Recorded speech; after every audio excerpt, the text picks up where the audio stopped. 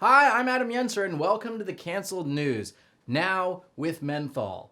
I'll be off for the next 2 weeks because I'm excited to announce that I'm working on my first half-hour stand-up special for Dry Bar Comedy. There will be 2 tapings on May 21st at 7 p.m. and 9:30 p.m. in the comedy capital of the world, Provo, Utah.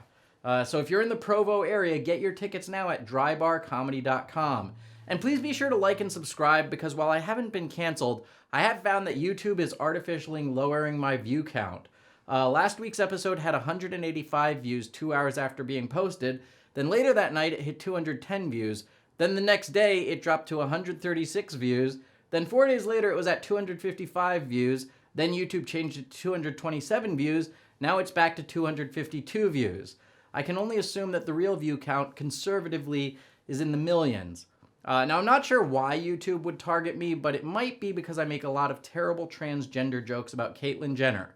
So in order to achieve my dream of actually being canceled, I promise to make even more terrible transgender jokes about Caitlyn Jenner. Now, here's what's in the news. Bill and Melinda Gates announced that they are divorcing after 27 years of marriage.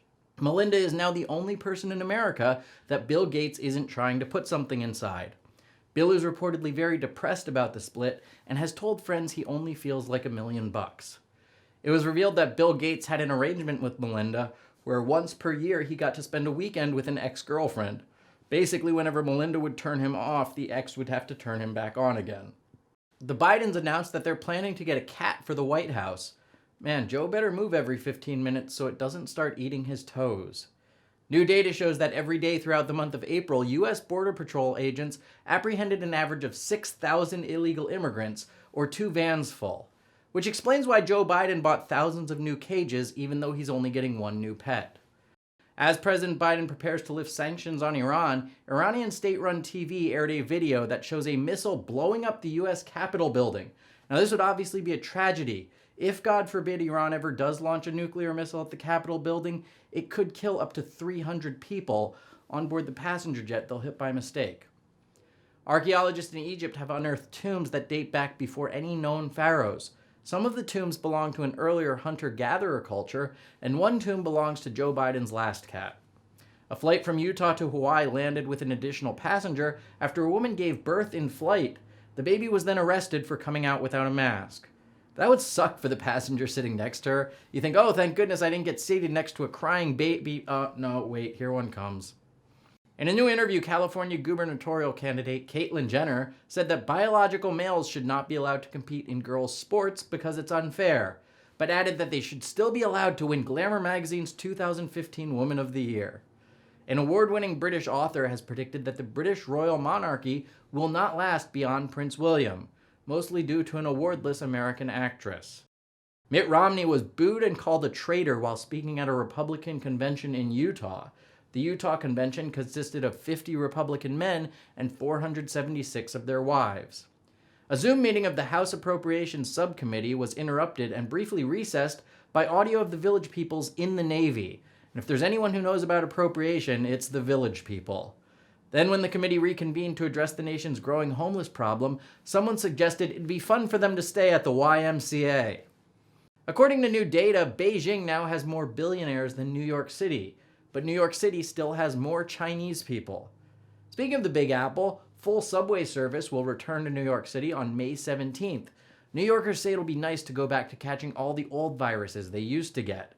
But I'm skeptical of this announcement because I lived in Brooklyn for 3 years, and there literally never was full subway service in the first place, unless you count people fully servicing themselves on the subway.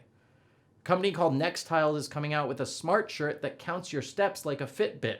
The XXL only goes up to 4. A Belgian farmer accidentally expanded the border of Belgium into France by moving a stone marker to mow around it. France responded by immediately surrendering. A Jeopardy winner apologized after he was accused of flashing a white supremacy hand gesture on the show. And apparently this guy was so racist, he also asked, "Who is Martin Luther King Jr.?" Josh Duggar, the former star of 19 Kids and Counting, was arrested for possession of child pornography. It was all on his laptop in a file titled 19 Kids and Counting. And that's been this week's joke that every single writer submitted. Warner Brothers is currently searching for a black actor to play the next Superman, They're also searching for a big booty white chick to play Kryptonite. In the new movie, no one points out that Superman and Clark Kent look the same for fear of being called racist. Gas prices in parts of California hit $5 a gallon this week, so it will now cost almost $120 a week to sit in traffic. A petition demanding that Disney bring back Gina Carano on The Mandalorian has passed 100,000 signatures, while the petition to bring back Jar Jar Binks has 1 signature, if you count the actor who played him. According to a new study, pollution is causing men's penises to be smaller. Now we know why that Native American guy was crying. John Cox, a Republican running in California's recall election, has been bringing a 1,000-pound live bear with him to campaign events, which is weird because most large bears in California vote Democrat. It's yet to be seen which Republican candidate is the best to take on Newsom, Cox or the one without one. People have already started asking me if I would vote for Caitlyn Jenner, and I'm like, Jenner, I hardly know him.